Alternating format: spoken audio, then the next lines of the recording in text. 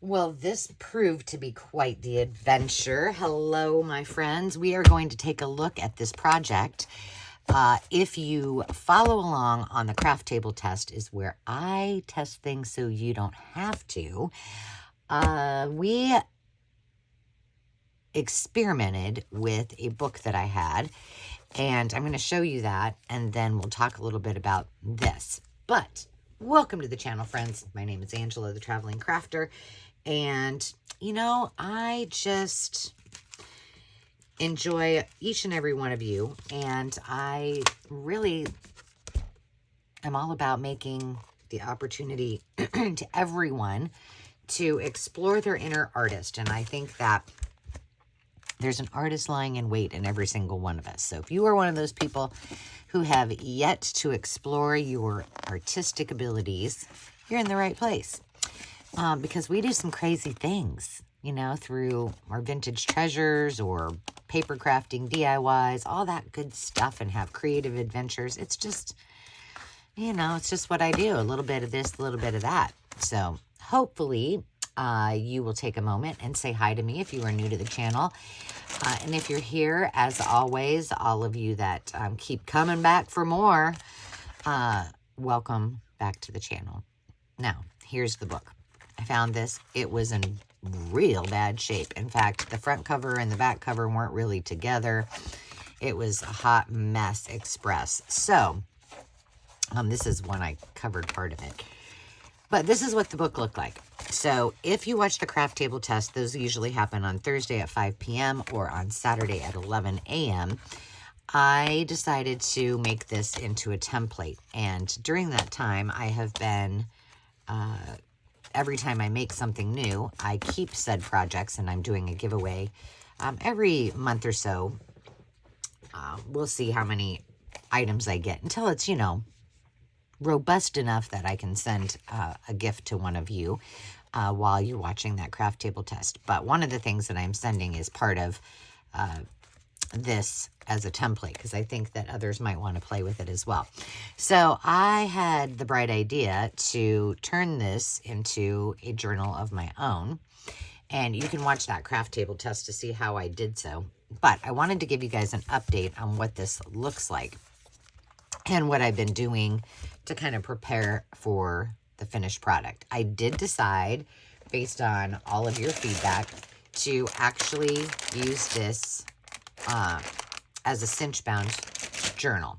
And I think the easiest way to do that, you know, I could do it where it was oriented this way. I think that looks funny. So we're just going to orient it this way, and it will open like this. Now, I kind of wish now that I would have done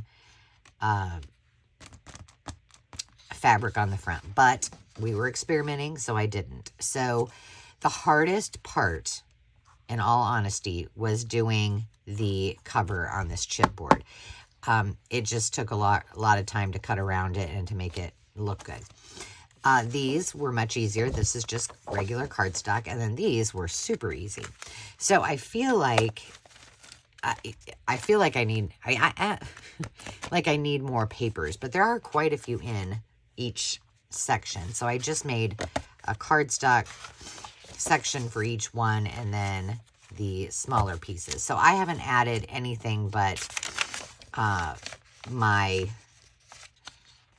scrapbook paper, some of my coffee or Kool-Aid dyed paper, a few little, like this is EKG paper, but I haven't added any book page or any interest, you know, any unique, interesting things in there. So I still need to do that. But it is coming along, and my question to all of you is, do you want to see me continue to work on this, or do you just want me to come back and show you the finished product? I'm game either way, you know. But I'll take your lead on that. So this is where we are with this. Now, the other thing that I decided to do is, on one of my hangout with family days, I decided to create some digitals. These are on the Maker's Market for you.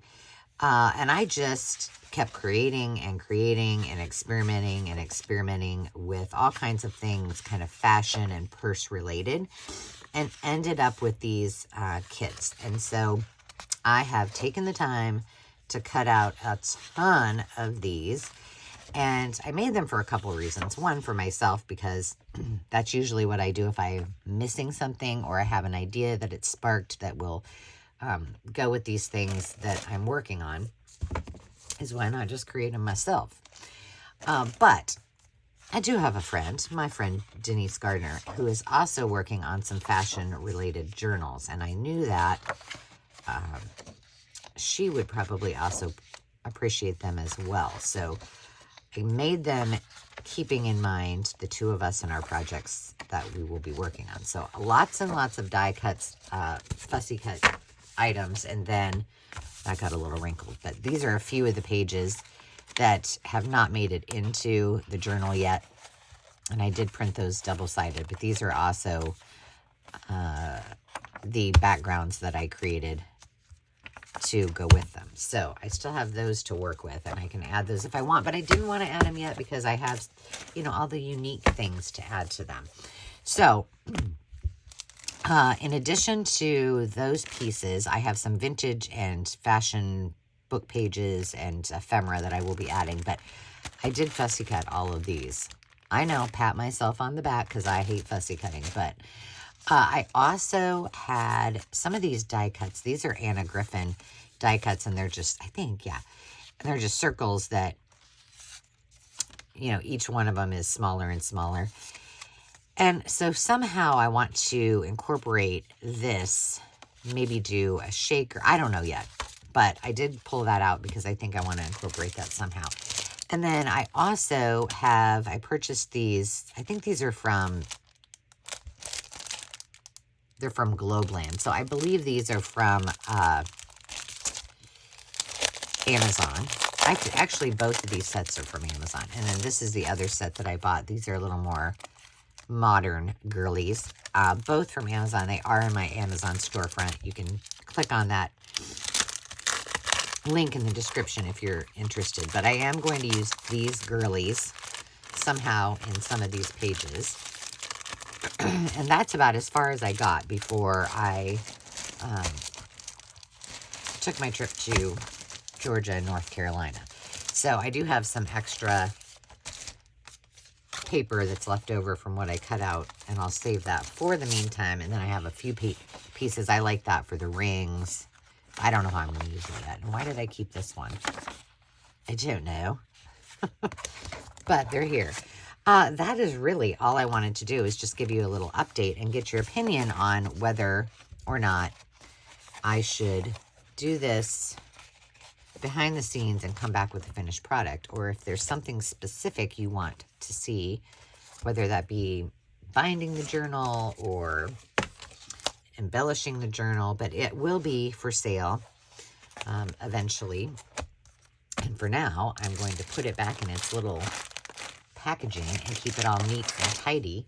And I'm going to move on to my next video because I got a lot of videos to do before I need to go stage the house that I've been working on. And when I say stage the house, that also means I need to do some work.